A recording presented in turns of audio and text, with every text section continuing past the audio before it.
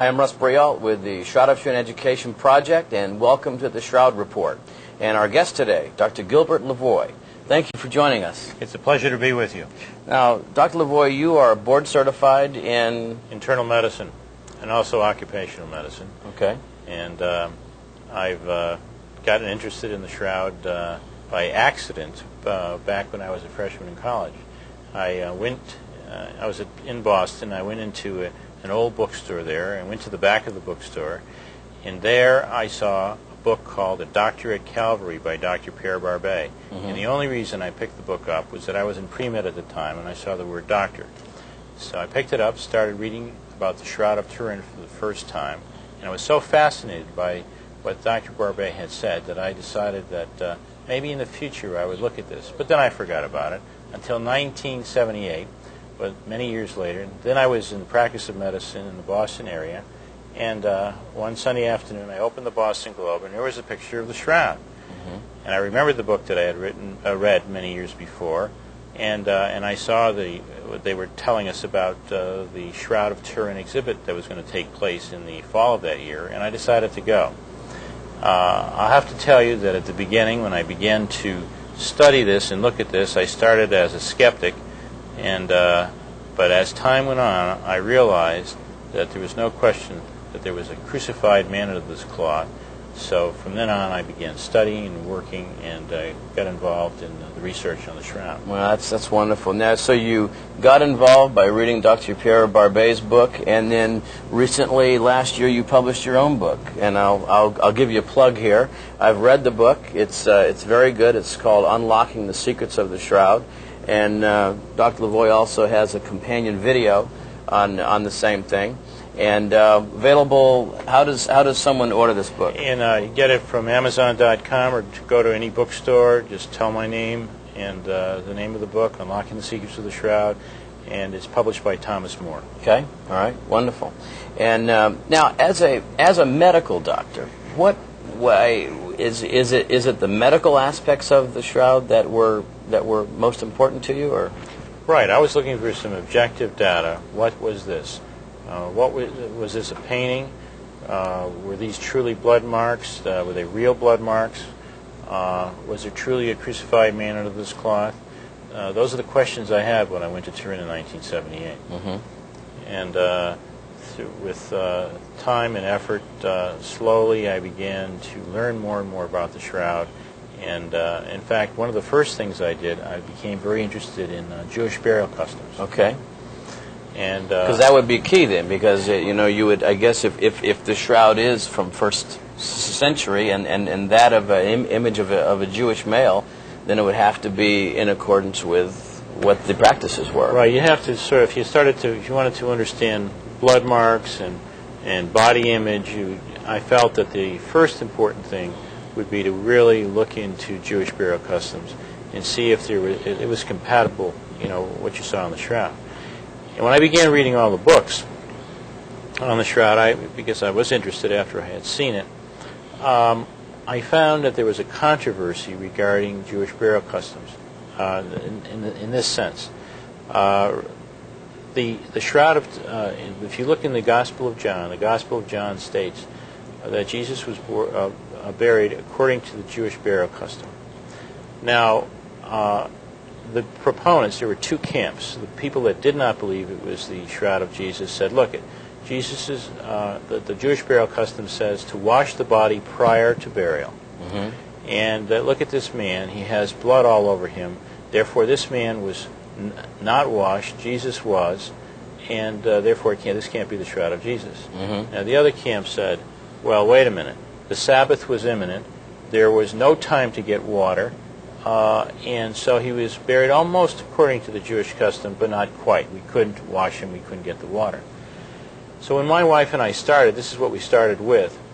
And we decided we'd try to explore this mystery in a scholastic way. We went back to the older books, Jewish books, the Shulchan Aruch, the Mishnah, and we traced this back all the way to the Mishnah, which was actually written about 150 years after the birth of Jesus, but it is supposed to contain and I'm sure it does contain the oral tradition of Moses. Right. So in studying that, we came and made a fantastic discovery.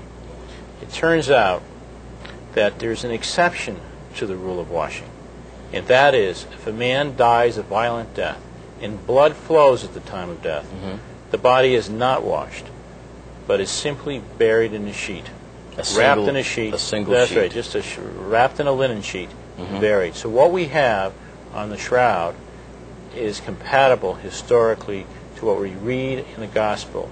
Jesus was buried according to the Jewish custom, and he was buried according to the custom of not washing because he died a violent death and there was blood on his body. And which is why we see an image of a man that is still covered with blood, blood from the side, blood from the scourge wounds and the crown, and even from the nails in the wrists. There's blood on the arms, and now the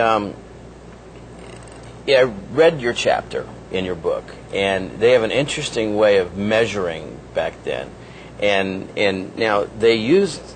Explain how they measured the actual volume of blood. It's very important when you find out what's important and what's not at that time, and even to Orthodox Jews today, that's still important.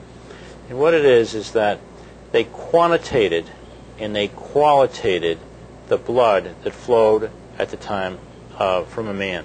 Now, if blood flows during life, that is not important. Okay, they can be washed. That's not a problem. But it's the blood that flows at the time of death that's important. The blood of the soul, in a sense, the person dies. It's life's blood. That's what's important. Okay. Life's blood, and that's qualitated at the time that flows at the time of death. The other thing, it's quantitated, the amount of blood that flows. And it is if it's a quarter of a log of blood that flows at the time of death, and a quarter of a log is, the measurement is this: 6 eggs, I guess, this just regular normal eggs, I don't know the size of eggs that they use at that time, but 6 eggs, I guess chicken eggs, 6 eggs was a log, and a quarter of a log would have been an egg and a half, about a small cup of wine. If that amount of blood flowed at the time of death, then that was considered life's blood, and that could not be washed off the body, but had to remain on the body. And it's fascinating that they're so concerned about this that if the blood that flows during life mixes with the blood that flows at the time of death, that's considered mingled blood, and mingled blood has the same rule that can't be washed off of the body. Because if it's life's blood, it's considered part of the body. Exactly. And has to be buried with the body. Exactly. That's why they can't wash the body. Right. Okay. And the man on the shroud, certainly with the side wound, would have obviously lost more than a quarter log of blood. Sure. And during that entire time, so it's very interesting now when you read the Gospel of John and you read about the wounds and the crucifixion and the wound of the side and all these things, that you realize you look at that blood, or now I look at that blood in an entirely different way, because on that body is life's blood. Is life's blood. It is, but it's mingled blood. In other words, blood that flowed during life mixed with blood that flowed at the time of death, right? And that cannot be washed off the body. And it's that if you really get into the chapter, it gets more and more exciting because you find that life's blood is considered the blood of atonement for sins. So under the old method of animal sacrifices, right, in reading Leviticus and so forth, life's blood is the blood of atonement. So it has a real important meaning. Very, very, very symbolic. Very symbolic, absolutely. This is fascinating. We're going to be right back in just a minute with more of the Shroud Report.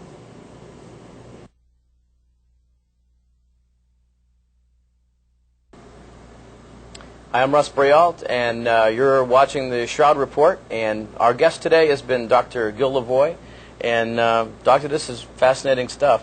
And now you've done a lot of work in the area of the blood and the blood images and the blood flows, and you've brought some slides for us to take a look at some of your research. Yes. Okay.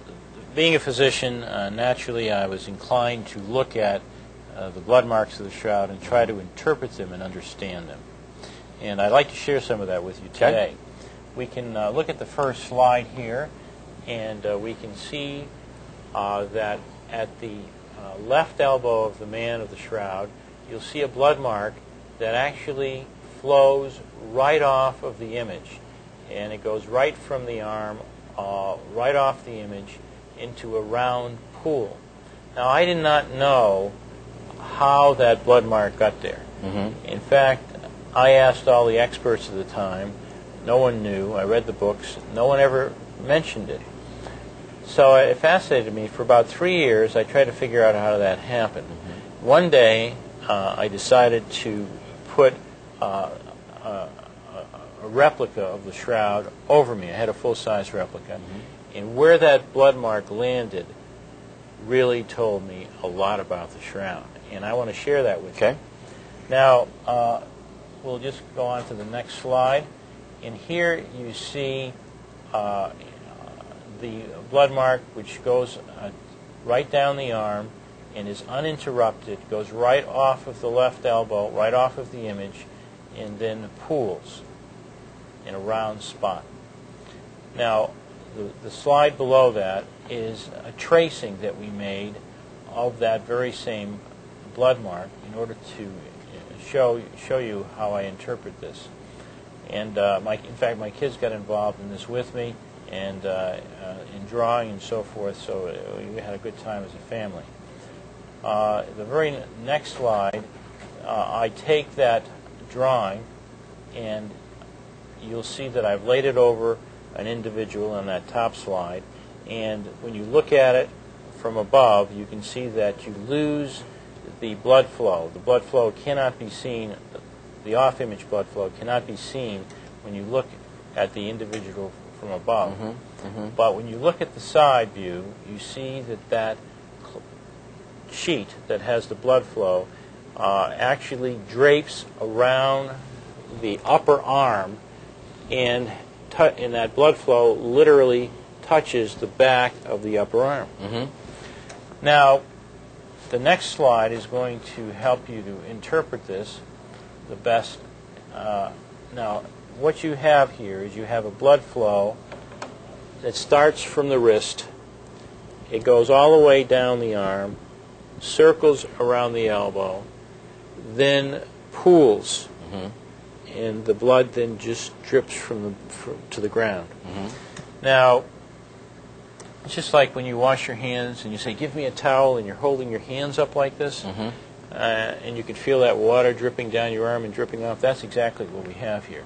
So what does this prove? This proves, first of all, that the man of the shroud died in the position of crucifixion.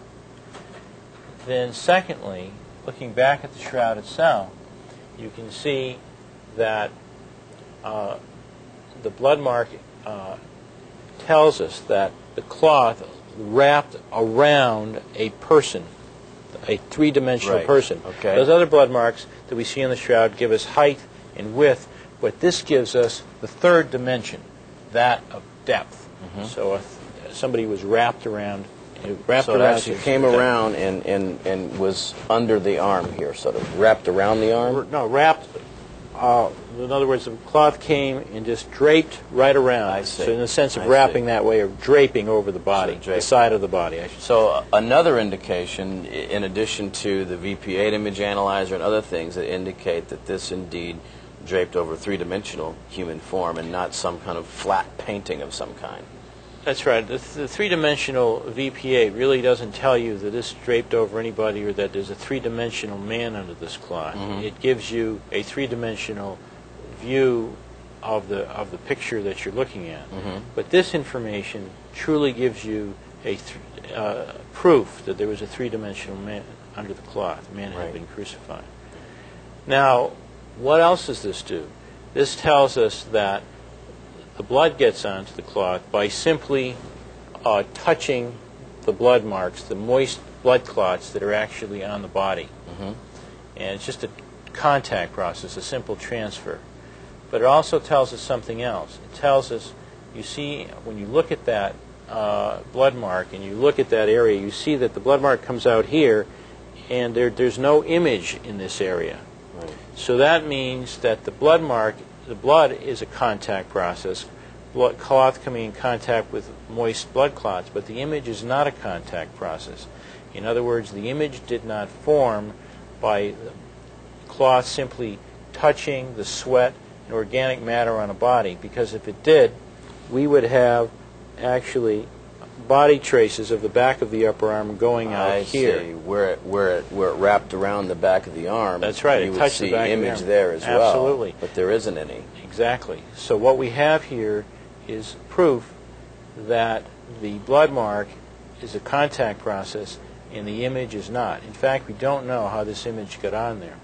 Now, I read one time where in 1978, where they were able to, when they were analyzing it, where they were able to pick off a little bit of the blood, they found that there is no image under the blood.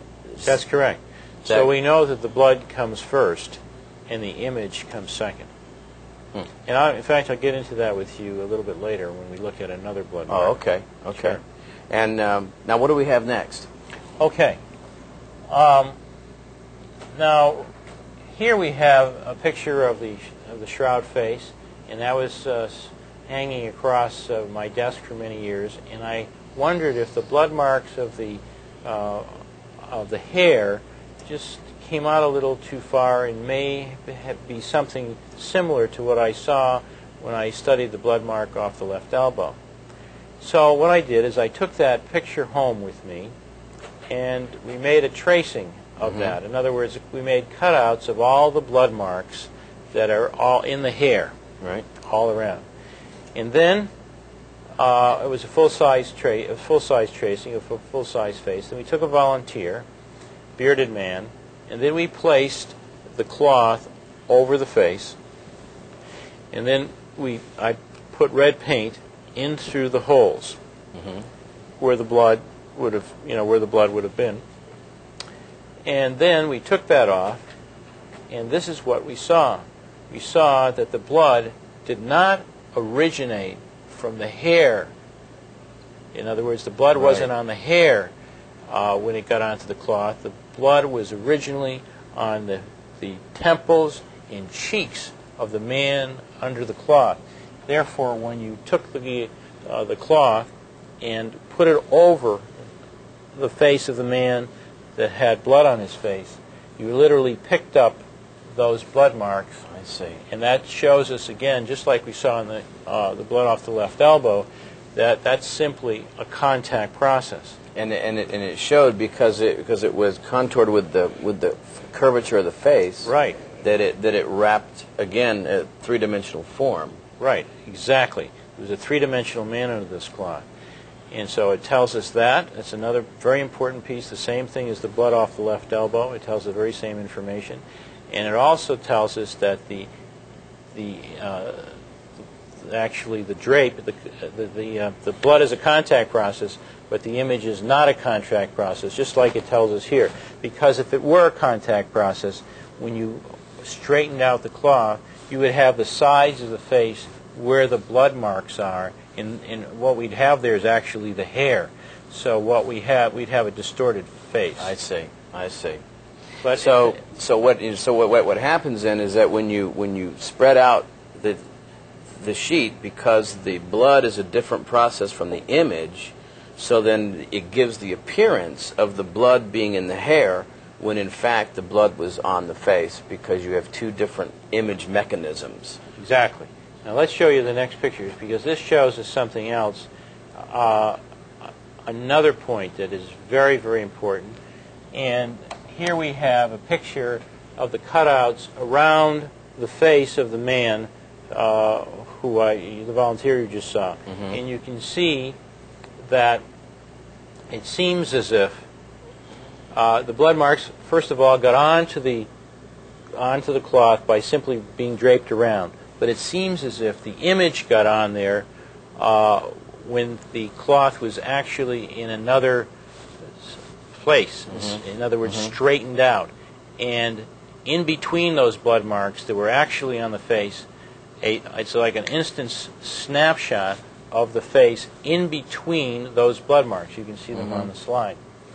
And so what does that mean? It means that the blood marks are one event in space and time, and that the image is a second event in a separate time and space. Because you can't have two things happening in the same place at the same time. Two different things happen. So what we have is a dynamic situation, something which which we can't quite understand. It's really, in a sense, a mystery. How can you have two things happening? In other words, how can you have the image and the blood marks when the cloth is wrapped around the face? So you're postulating that, well, it's as if the cloth straightened out, but we don't know that. We don't have any idea of that. But we have this unique situation. Well, we have the belief then, at least, that the blood and the image are two different events. Two separate in space and time, and that's very, very important. That's fascinating. You know, we're going to be right back with the Shroud Report in just a minute.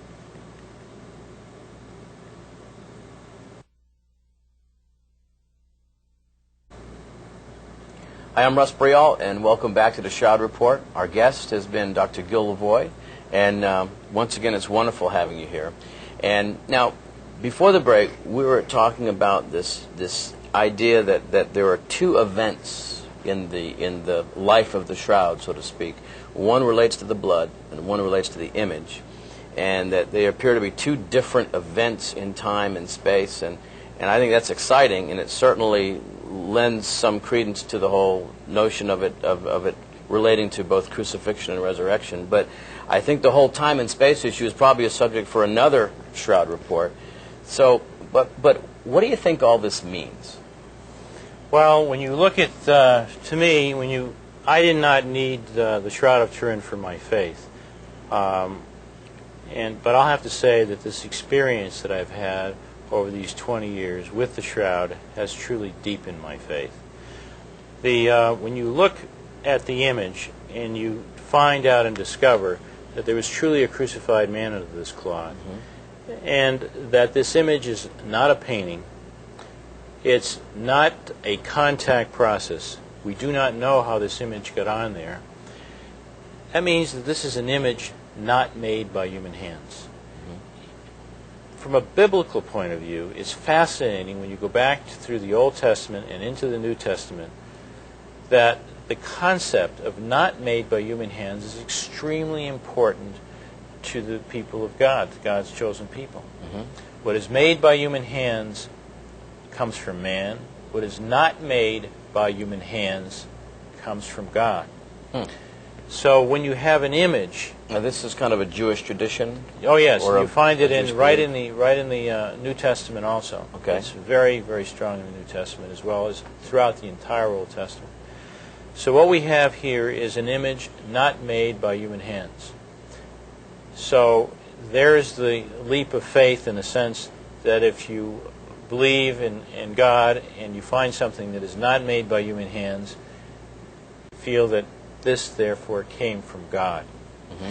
And so it's, and I get into a lot of detail regarding that in my book, Unlocking the Secrets of the Shroud.